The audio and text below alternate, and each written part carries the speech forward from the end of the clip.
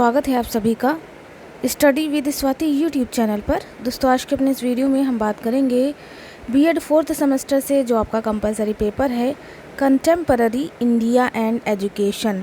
तो यहाँ पर अगर हम बात करें इस पेपर की तो आप सभी को ज्ञात है कि बीएड 4th सेमेस्टर का लखनऊ विश्वविद्यालय का जो पेपर स्कीम है वो जारी कर दिया गया है। 30 जून 2022 को आपका पेपर कंडक्ट कराया जाएगा। यहाँ पर अगर हम बात करें इस पेपर से इम्पोर्टेंट लॉन्ग क्वेश्चंस की तो सभी पार्ट अवेलेबल करा दिए गए हैं, यानी लॉन्ग क्वेश्चंस जितने भी तरीके से पूछे जा सकते हैं मैंने हर तरीके से उस क्वेश्चन को प्रोवाइड करा दिया। लगभग 24 लॉन्ग्स ऐसे हैं जिसको मैंने कवर कराया है पार्ट 4 में, ठीक है। यानी इसके 4 वीडियो आपको मिलेंगे 4 पार्ट में, और हर एक वीडियो में 6 क्वेश्चन बताए गए हैं और उनके आंसर भी मैंने बता दिए हैं। तो आपको कहीं और जाने की ज़रूरत नहीं है। अगर आपकी तैयारी अभी तक बिल्कुल भी नहीं है तो ये 4 वीडियो देख लीजिए। इसके साथ ही 2 वीडियो और आपको देखने पड़ेंगे शॉर्ट नोट्स के लिए। अगर उसके लिए टाइम नहीं बचा है तो केवल लॉन्ग वीडियो ही देख लीजिए, आपका काम हो जाएगा। क्योंकि नए पैटर्न के हिसाब से आपके लॉन्ग क्वेश्चंस ही आने हैं, लेकिन यहाँ पर फिर भी हम शॉर्ट नोट्स टाइप के कुछ इम्पॉर्टेंट क्वेश्चंस भी प्रोवाइड करा दे रहे हैं, ताकि अगर लॉन्ग क्वेश्चन में शॉर्ट क्वेश्चन भी पूछ लिए जाए तो आप उनको अच्छे से आंसर कर सके। तो चलिए दोस्तों, आज के अपने इस वीडियो को शुरू करते हैं शॉर्ट नोट्स टाइप के क्वेश्चन से। तो यहाँ पर प्रीवियस वीडियो की अगर हम बात करें तो इसका एक पार्ट आ चुका है जिसमें हमने लगभग 24 इम्पॉर्टेंट क्वेश्चंस को लेकर के बात की थी, यानी शॉर्ट नोट्स को लेकर के बात की थी। तो कौन कौन से थे ये सभी क्वेश्चंस प्रीवियस वीडियो में मैंने बता दिए थे। चलिए आज के अपने इस वीडियो में टाइम वेस्ट ना करते हुए हम इन क्वेश्चंस के आंसर के साथ इनको लेकर के बात करने वाले हैं। तो ये पार्ट 1 है, समझ लीजिए, ठीक है। पार्ट 2 आएगा और उसके बाद शॉर्ट नोट्स टाइप के क्वेश्चंस भी आपके कंप्लीट हो जाएंगे। और आज रात तक की ये कह लीजिए कि 8:30 बजे तक आपको एक और वीडियो मिलेगा जिसमें इन सभी को काट छाट के 12 क्वेश्चंस रखे जाएंगे जिनको आप मेनली पढ़ेंगे, ठीक है। तो उसे हम शाम तक ही कवर कर लेंगे। चलिए दोस्तों, शुरू करते हैं क्वेश्चन नंबर 1 से। क्वेश्चन नंबर 1 है कि वैदिक शिक्षा के उद्देश्य और लक्ष्य क्या हैं, यानी what are the aims and objective of Vedic education. तो इस क्वेश्चन का आंसर हम देख लेते हैं। तो ये रहा वैदिक युगीन शिक्षा के उद्देश्य पूछे हैं। वैदिक युगीन शिक्षा के बारे में आप सभी को ज्ञात होगा, जो प्राचीन काल की शिक्षा थी, जो गुरुकुल प्रणाली पर आधारित थी, ठीक है, वह आपकी वैदिक शिक्षा थी जिसमें वेदों को ध्यान में रखा जाता था और यह शिक्षा मौखिक रूप से होती थी। प्रारंभ उपनयन संस्कार से होता था और समाप्ति समावर्तन संस्कार से होती थी। बस इतना आपको लिखना है, काफ़ी है। विशेषताओं में भी ये चीज़ें आप इंक्लूड कर सकते हैं, लेकिन यहाँ पर पॉइंट वाइज चीज़ें दी हैं कि पवित्रता की भावना का विकास करना, चरित्र निर्माण करना, व्यक्तित्व के विकास में सहायक, ठीक है। आगे दिया अच्छे नागरिक के गुणों का विकास। ये सभी कैरेक्टरिस्टिक्स हैं या ऑब्जेक्टिव भी आप इन्हें डाल करके लिख सकते हैं। फिर है सामाजिक भावना का विकास करना, ईश्वर की भक्ति व धार्मिक भावना का विकास करना, मोक्ष की प्राप्ति पर बल, क्योंकि जो प्राचीन काल की जो हमारी विद्या थी उसमें मोक्ष प्राप्त करने पर अधिक बल दिया जाता था। भावी जीवन जीने की शिक्षा, ये सारे पॉइंट हो जाएंगे जब भी हम बात करते हैं वैदिक युगीन शिक्षा को लेकर के। तो दोस्तों, इस तरह से आप पॉइंट वाइज चीज़ें मेंशन कर दीजिएगा, अंतर्गत लिखने की ज़रूरत नहीं है, ठीक है। आप ऐसे ये पॉइंट लिख सकते हैं। तो ये हो गया फर्स्ट क्वेश्चन का आंसर। चलिए नेक्स्ट क्वेश्चन देख लेते हैं कि नेक्स्ट क्वेश्चन को आप किस तरह से लिखेंगे। अगला क्वेश्चन है हमारा, बौद्ध शिक्षा की 4 प्रमुख विशेषताएं लिखिए, यानी right the main 4 characteristics of Buddhist education. तो देख लेते हैं बौद्ध शिक्षा की 4 प्रमुख विशेषताएं कौन कौन सी हैं। तो ये रही बौद्धकालीन शिक्षा की विशेषताएं, यानी characteristics of education in Buddhist period. तो यहाँ पर इसकी भी कई सारी विशेषताएं हैं। बौद्धकालीन शिक्षा जो होती थी मठों में दी जाती थी, इसके लिए भी कई सारी चीज़ें हैं। जैसे शिक्षा प्रणाली की बात करें तो बौद्ध काल में शिक्षा मठों व विहारों में प्रदान की जाती थी। प्राथमिक स्तर से लेकर उच्च स्तर तक शिक्षा प्रदान की जाती थी। ये मठ और विहार नगरों में स्थापित होते थे, जैसे नालंदा हो गया, विक्रमशिला व वल्लभी आदि। नेक्स्ट पॉइंट है बौद्धकालीन शिक्षण संस्थाएं मठ एवं विहार। बौद्ध मठ और विहार बड़े बड़े नगरों में खुले स्थानों पर बनाए गए थे। इन मठों और विहारों के भवन बहुत विशाल थे। यही सारी चीज़ें इसमें दी हुई हैं। आगे दिया है इसके लिए कौन सा संस्कार होता था, बहुत इंपॉर्टेंट है ये, प्रवज्या या प्रवज्य संस्कार। अलग से भी पूछ सकता है शॉर्ट नोट्स में प्रवज्य संस्कार के बारे में, ठीक है। तो याद रखिएगा, प्रवेश के समय छात्रों को प्रवज्य संस्कार संपन्न किया जाता था। सभी जातियों के बालकों को मठों या विहारों में प्रवेश दिया जाता था। प्राथमिक शिक्षा में प्रवेश की आयु 6 वर्ष होती थी। प्रवज्य का अर्थ क्या होता है कि बाहर जाना, अर्थात शिक्षा प्राप्त करने के लिए घर से बाहर जाना। मठ का सबसे बड़ा भिक्षु ही इस संस्कार को संपन्न करता था। तो दोस्तों ये हो गया प्रवज्य संस्कार। विनय पीठिका के बारे में दिया है, ठीक है। इसमें ये एक पॉइंट बहुत इम्पॉर्टेंट है, जो वाक्य बुलवाया जाता था बच्चों को, तो ये था बुद्धम शरणम गच्छामि, धम्मम शरणम गच्छामि, संघम शरणम गच्छामि। तो ये वाक्य ही जो है बुलवाए जाते थे जब छात्र को प्रवज्य संस्कार दिया जाता था। ये इम्पॉर्टेंट है, बस ये वाक्य आप ध्यान रखिएगा, बाकी आपको कुछ भी ध्यान नहीं रखना है। चलिए आगे भी कुछ पॉइंट है कि परीक्षाएं एवं उपाधियां कैसी थी, तो इनके बारे में दिया है। आपके पास बुक वगैरह होगी तो इन पॉइंटों को आप आराम से पढ़ सकते हैं। यहाँ पर आप कैरेक्टरिस्टिक्स के 4 पॉइंट पूछे थे। परीक्षाएं एवं उपाधियां आप लिख सकते हैं। उपसंपदा संस्कार और भिक्षु में प्रवेश के बारे में आप लिख सकते हैं। अध्ययन काल कैसा था, शिक्षण विधियाँ कैसी थी, पाठ्यक्रम कैसा था, इनको आप खुद से भी पढ़ सकते हैं, आपके पास बुक वगैरह होगी। अदरवाइज़ इनका PDF भी अवेलेबल करा दिया जाएगा मेरे टेलीग्राम चैनल पर, जिसका नाम है स्टडी विद स्वाति। तो ये सारे पॉइंट है। शिक्षा का माध्यम सार्वजनिक प्रारंभ शिक्षा, ठीक है, और उसके बाद शिक्षा का प्रजातांत्रिक आधार। तो दोस्तों इतने सारे पॉइंट हैं, आप अपने सहूलियत के हिसाब से जो भी आपको पॉइंट तैयार हो पाए आप अपने हिसाब से तैयार कर सकते हैं। 4 से 5 पॉइंट, चूँकि शॉर्ट नोट्स में 4 से 5 पॉइंट काफ़ी रहेंगे। चलिए देख लेते हैं नेक्स्ट क्वेश्चन का आंसर। नेक्स्ट क्वेश्चन हमारा आता है कि निःशुल्क और अनिवार्य शिक्षा की आवश्यकता है, यानी what is need of free and compulsory education. तो इसके बारे में हम देख लेते हैं, इस शिक्षा के बारे में। तो जब भी हम फ्री एंड कंपलसरी एजुकेशन की बात करते हैं तो याद आता है राइट टू एजुकेशन, यानी शिक्षा का अधिकार अधिनियम। सामान्य परिचय, थोड़ा विजुअल कम है, मैं पढ़ दे रही हूँ। भारतीय संविधान के अनुच्छेद 45 में कहा गया है कि राज्य संविधान के लागू होने के लिए निःशुल्क एवं अनिवार्य शिक्षा देने की व्यवस्था करेगा। इसके बाद सभी राज्यों ने इस लक्ष्य को प्राप्त करने के लिए अपने अपने स्तर से प्रयास शुरू कर दिया।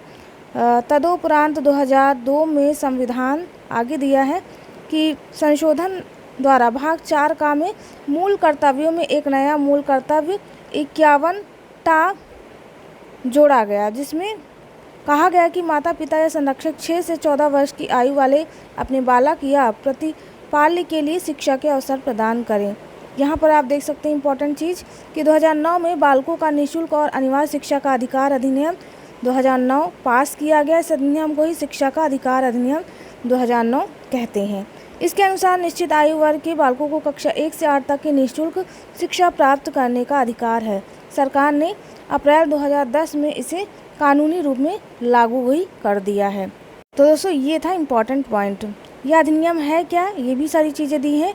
ये 6 से 14 साल की उम्र के प्रत्येक बच्चे को मुफ्त और अनिवार्य शिक्षा का अधिकार है। संविधान के 86वें संशोधन द्वारा शिक्षा के अधिकार को प्रभावी बनाया गया, ठीक है। यही सारे पॉइंट दिए हैं, आप इनको पढ़ सकते हैं। मेन जो था आपका वो ये पार्ट आप ध्यान में रखिएगा। 2009 से 2010 तक ये फ्री एंड कंपलसरी एजुकेशन की बात करता है। तो ये हो गया आपका शॉर्ट नोट्स। इसमें से आप कम करके काफ़ी लिख सकते हैं, क्योंकि ये शॉर्ट नोट्स टाइप का क्वेश्चन है। चलिए नेक्स्ट क्वेश्चन देखेंगे। अगला इम्पॉर्टेंट क्वेश्चन हो जाता है कि पंचायती राज संस्था की क्या भूमिका है, यानी what is the role of panchayati raj institution. तो इसके बारे में भी हम देख लेते हैं। तो दोस्तों ये रहा पंचायती राज के बारे में। पंचायती राज क्या है, तो पंचायती राज व्यवस्था में ग्राम, तहसील, तालुका और जिला आते हैं। भारत में प्राचीन काल से ही पंचायती राज व्यवस्था अस्तित्व में रही है, भले ही इसे विभिन्न नाम से विभिन्न काल में जाना जाता रहा हो। पंचायती राज व्यवस्था को कमोबेश मुगल काल तथा ब्रिटिश काल में भी जारी रखा गया। ब्रिटिश शासन काल में 1882 में तत्कालीन वायसराय लॉर्ड रिपन ने स्थानीय स्वायत्त शासन की स्थापना का प्रयास किया था, लेकिन वह सफल नहीं हो सका। ब्रिटिश शासकों ने स्थानीय स्वायत्त संस्थाओं की स्थिति पर जांच करने तथा उसके संबंध में सिफारिशें करने के लिए 1882 तथा 1907 में शाही आयोग का गठन किया। आगे दिया है कि आयोग ने स्वायत्त संस्थाओं के विकास पर बल दिया, जिसके कारण 1920 में संयुक्त प्रांत असम, बंगाल, बिहार, मद्रास, पंजाब में पंचायतों की स्थापना के लिए कानून बनाए गए। स्वतंत्र संघर्ष के दौरान भी संघर्षकर्ता लोगों के नेताओं द्वारा सदैव पंचायती राज की स्थापना की मांग की जा रही है। तो ये रहा पंचायती राज व्यवस्था के बारे में, इतना लिख देंगे शॉर्ट नोट्स में, काफ़ी रहेगा। उसके बाद चलिए देख लेते हैं next important question. Next important question आ जाता है हमारा, केवीएस और एनवीएस स्कूल में क्या अंतर है, यानी what is the difference between KVS and NVS school. तो चलिए इन दोनों के डिफरेंसेस के बारे में जान लेते हैं कि क्या अंतर है। तो सबसे पहले अगर हम बात करें केंद्रीय विद्यालय के बारे में, इनके उद्देश्यों से हम इनके अंतर को आसानी से समझा पाएंगे, ठीक है, क्योंकि कहीं भी इनका सीधा सीधा अंतर नहीं दिया है, तो मैंने सोचा इनके जो ऑब्जेक्टिव हैं इन्हीं से इनके डिफरेंसेस को हम कंसीडर करेंगे। तो केंद्रीय विद्यालय क्या है, इसके बारे में हम जान लेते हैं कि केंद्रीय सरकार के स्थानांतरित कर्मचारी, जिनमें रक्षा तथा अर्धसैनिक बलों के कर्मी भी शामिल हैं, के बच्चों को शिक्षा के सामान्य कार्यक्रम के द्वारा शिक्षा प्रदान कर उनकी शैक्षिक आवश्यकताओं को पूरा करना। दोस्तों ये पहला अंतर हो गया, चूँकि ये जो विद्या है यानी केंद्रीय विद्यालय की अगर हम बात करें तो ये सभी के लिए नहीं है, सिर्फ जो कर्मचारी हैं केंद्र सरकार के उन्हीं के बच्चों को ये शिक्षा दी जाती है। दूसरा है विद्यालयी शिक्षा के क्षेत्र में श्रेष्ठता एवं गति निर्धारित करना, ठीक है।